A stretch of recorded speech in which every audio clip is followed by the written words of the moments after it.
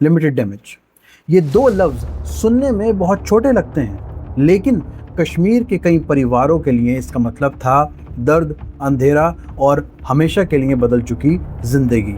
लेकिन सोचिए, क्या किसी हथियार को लिमिटेड डैमेज कहा जा सकता है जब उसने हजारों लोगों को जख्मी किया हो, सैकड़ों लोगों की आंखों की रोशनी हमेशा के लिए छीन ली हो और दर्जनों लोग अपनी जान गंवा चुके हों? फिर भी एक फिल्म के टीजर में कहा गया पैलेट गन्स सिर्फ लिमिटेड डैमेज करते हैं।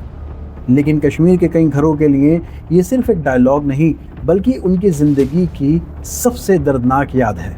लफ्ज़ों पर बहस हो सकती है, लेकिन जख्मों पर नहीं।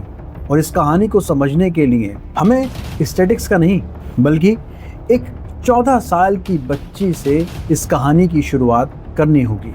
11 जुलाई 2016 शाम के करीब 8 बजे साउथ कश्मीर के शोपियन डिस्ट्रिक्ट के सेडो गांव में रहने वाली 14 साल की इंशा मुश्ताक लोन अपने घर की ग्राउंड फ्लोर की खिड़की से बाहर देख रही थी। मोहल्ले में प्रोटेस्ट चल रहा था। वो सिर्फ देख रही थी कि तभी एक पल में सब कुछ बदल गया। एक तेज दर्द उसके चेहरे से गुजरा। उसे समझ ही नहीं आया कि हुआ क्या।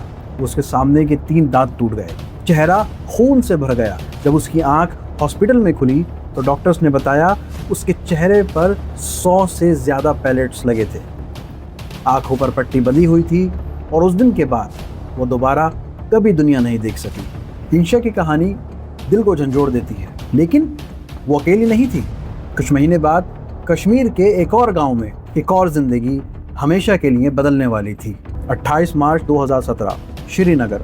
16 साल का फरजन शेख अपना मैथमेटिक्स का होमवर्क कर रहा था। बाहर शोर हुआ, वो देखने निकला। एक फ्यूनरल प्रोसेशन गुजर रही थी। फिर स्लोगन सुनाई दिए और सिक्योरिटी फोर्सेस ने टीयर गैस और पैलेट फायरिंग शुरू कर दी। फरजन घर की तरफ भागने लगा। बाद में उसने कहा, मैंने एक पुलिसमैन को मेरी तरफ गन एम करते हुए देखा और उसने सीधा फायर किया। वो आखिरी चीज़ थी जो मैंने देखी। ये अल्फाज फरजन शेख के थे। पैलेट्स उसकी बाईं आंख में लगे। उसके जिस्म में भी कई पैलेट्स घुस गए। हॉस्पिटल में डॉक्टर्स ने पूछा, कितनी उंगलियां दिख रही हैं? लेकिन फरजन अपनी बाईं आंख से कुछ नहीं देख पा रहा था। 2 महीने के इलाज के बाद वो फिर स्कूल लौट गया, लेकिन तकदीर ने उसका इम्तिहान अभी ख़त्म नहीं किया था। अगस्त की एक रात के 11 बजे वो सिर्फ घर के बाहर एक स्ट्रीट लाइट बंद करने के लिए निकला और उस पर दोबारा पैलेट फायर हुआ। इस बार उसकी दाईं आंख निशाना बनी। 3 सर्जरीज दाईं आंख पर और 4 सर्जरीज बाईं आंख पर। डॉक्टर्स ने बताया दाईं आंख की रोशनी हमेशा के लिए चली गई और बाईं आंख में सिर्फ 40 से 50% ही रोशनी लौटने की उम्मीद थी। 2 अलग नाम, लेकिन दर्द एक जैसा। और सबसे तकलीफ देने वाली बात यह है कि इंशा और फरजन की कहानियाँ किसी एक दिन या एक जगह तक सीमित नहीं थी। इंशा और फरजन सिर्फ 2 नाम हैं। पिछले 16 सालों में पैलेट्स गन ने दर्जनों लोगों की जान ली, सैकड़ों लोगों की आंखों की रोशनी छीन ली और हज़ारों लोगों को जख्मी किया। कई लोगों को बार बार सर्जरी से गुजरना पड़ा। कई लोग आज भी जिंदगी भर की डिसेबिलिटी के साथ जी रहे हैं और इसलिए कई लोग इस नुकसान को कहते हैं लिमिटेड डैमेज। और ये कहकर उनके दर्द को छोटा कर देना है, नज़रअंदाज कर देना है। हर कहानी के पीछे एक चेहरा होता है और जब ऐसे हज़ारों चेहरे एक साथ जुड़ जाते हैं तो वो सिर्फ कहानी नहीं रहती, बल्कि तारीख के पन्नों में दर्ज हो जाती है। और जब हम रिकॉर्ड्स और मेडिकल स्टडीज़ देखते हैं तो तस्वीर और भी साफ नज़र आने लगती है। कश्मीर में पैलेट गन्स का इस्तेमाल पहली बार सन 2010 में हुआ और सिर्फ पहले के 4 महीनों में कम से कम 6 लोगों की मौत हुई। 198 लोग जख्मी हुए, जिनमें सबसे छोटा विक्टिम सिर्फ 6 साल का था। 2010 से 2013 के दरमियान में 91 पेशेंट्स पैलेट इंजरीज के साथ हॉस्पिटल पहुंचे। 2014 की एक मेडिकल स्टडी में 20 आई इंजरी पेशेंट्स का रिव्यू किया गया, जिसमें से 17 को एक आंख में चोट लगी थी और 3 को दोनों आंखों में चोट लगी थी। और इन 20 का जो 33% जो पेशेंट थे वो अपनी रोशनी कभी वापस हासिल कर ही नहीं सके।